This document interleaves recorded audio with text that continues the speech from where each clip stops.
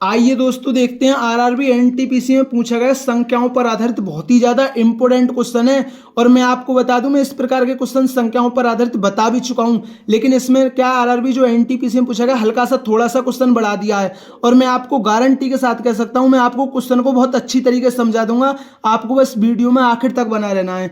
तो देखते हैं क्वेश्चन है, दो धनात्मक संख्याओं के बीच 2880 का अंतर है। जब बड़ी संख्या को छोटी संख्या से विभाजित किया जाता है तो भागफल 6 होता है और शेषफल 120 होता है। दी गई दो संख्याओं में से बड़ी संख्या और 3916 का एचसीएफ कितना है। ठीक है ना।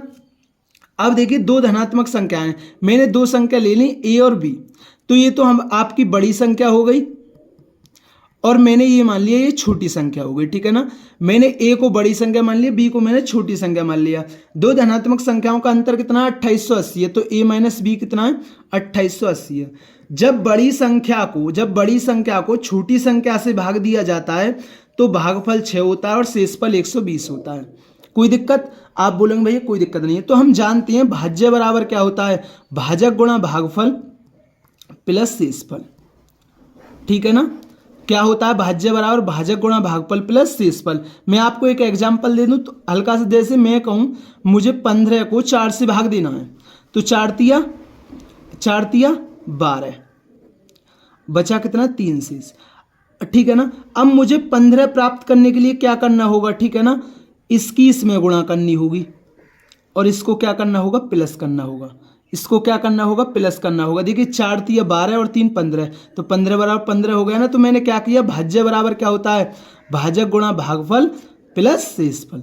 15 बराबर 15। तो ऐसे ही क्या भाज्य बराबर क्या होता है? भाजक गुणा भागफल प्लस शेषफल। ठीक है ना। अब इसके ए के मान को यहां रख दीजिए, तो ए का मान कितना है? ये 6b प्लस 120 माइनस बी। अब 6b में से एक भी गया 5b और ये प्लस का इधर जाके माइनस का है, तो 28 ये प्लस का इधर जाके माइनस का। 2880 में तो 120 गए तो कितना बचा? ये बचा आपका 2760। कितना बचा? 2760। अब इसे 5 से काट दीजिए, 5 25 5 दूनी 10।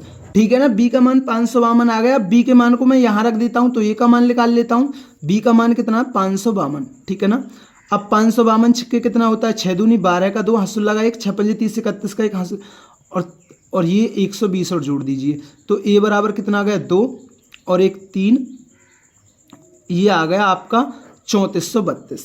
ए का मान कितना आ गया आपका? 3432 आ गया। आपको कोई दिक्कत? आप बोलो भैया कोई दिक्कत नहीं है। क्वेश्चन में बोला गया दी गई दो संख्याओं में से बड़ी संख्या, भाई बड़ी संख्या तो ये 3432 है आपकी, बड़ी संख्या तो 3432 है, और 3916 का एचसीएफ कितना है? इनका हमसे एचसीएफ पूछा है, ये हमसे पूछा है। देखिए मैं आपको एचसीएफ का एक तरीका बताता हूं। ठीक है ना। देखिए जैसे मैंने एक एग्जांपल ले लिया 16 और 24, इनका एचसीएफ क्या होगा? देखिए जब तक ये दोनों संख्या एक संख्या से कट रही है तब तक आपको काटना है, और जिसके बाद ये कटना एक संख्या से बंद हो जाए तो आप इनकी गुणा कर देना, वही आपका एचसीएफ हो जाएगा। जैसे 2 8 16 और 2 से 12 बार, 2 चौक 8 और 2 छक्के 12, फिर 2 से 2 दूनी 4 2 3 6। क्या अब कोई संख्या ऐसी है एक के अलावा जो इन्हें एक काट दे? तो नहीं कटेंगी ना। तो आप इनकी गुणा कर दीजिए, 2 दूनी 4 दूनी 8, तो यही आपका 8 क्या होगा? आपका एचसीएफ होगा। अगर 8 में आप इनकी गुणा करते 3 दूनी 6 में, तो वो आपका एलसीएम होता है। ठीक है ना। तो आपको जब तक संख्या कट रही है आपको तब तक काटना है, एक ही संख्या से काटना है, और जब कटना बंद हो जाए एक ही संख्या से एक के अलावा तो आपको उनकी गुणा कर देनी है, वही आपका एचसीएफ होगा। अब देखिए ये हमारी 4 से कट रही है, 2 से भी कट रही है, या 2 से काट लो या 4 से काट लो, क्योंकि 2 से काट के फिर 2 से काटना पड़ेगा, तो मैं डायरेक्ट 4 से ही काट लेता हूँ। 4 8 32, 4 5 20, 4 8 32, और ये 4 9 36, 4 7 28, 4 9 36। ठीक है ना। अब देखिए अब ये 4 के अलावा ये संख्या किससे कट रही हैं? अब आपको पता नहीं चल रहा है ना, थोड़ा आप ऑप्शन का यूज कर लीजिए और जल्दी करने के लिए। 45 और दूसरा ऑप्शन है 48, तीसरा ऑप्शन है 44, चौथा ऑप्शन है 42। पहली बात तो आप एक बात बताइए, जो भी आपका एचसीएफ होगा वो 4 का मल्टीपल होगा? हाँ देखिए 4 का मल्टीपल ये नहीं है और 4 का मल्टीपल ये नहीं है, तो आपके दो ऑप्शन तो ऐसे कट गए। अब देखिए अगर 48 क्या होता है?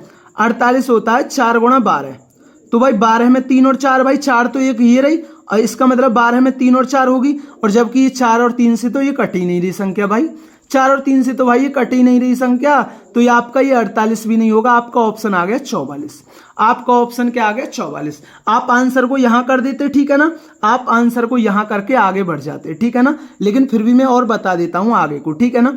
अब ये संख्या देखिए 2 से नहीं कट रही, 3 से नहीं कटी, 4 से नहीं, 5 से नहीं, 6 से नहीं, 7 से भी नहीं कट रही, ठीक है ना, क्योंकि 7 1 7 और 7 दूनी 14 नहीं कट रही, 8 से भी नहीं कट रही, 9 से भी नहीं कटी, 10। अब ये 11 से कटेंगे।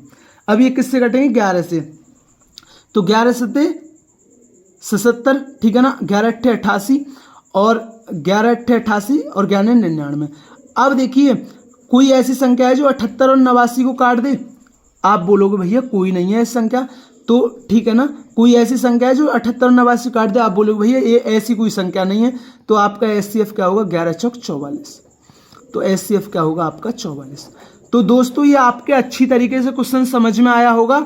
ये आरआरबी एनटीपीसी में पूछा गया संख्याओं पर आधारित बहुत ही ज्यादा इंपॉर्टेंट क्वेश्चन है और मैंने आपको अच्छी तरीके से समझा दिया है। अगर दोस्तों चैनल पर नए, चैनल को जरूर सब्सक्राइब क्या करें, वीडियो पसंद आई हो वीडियो को जरूर लाइक क्या करें।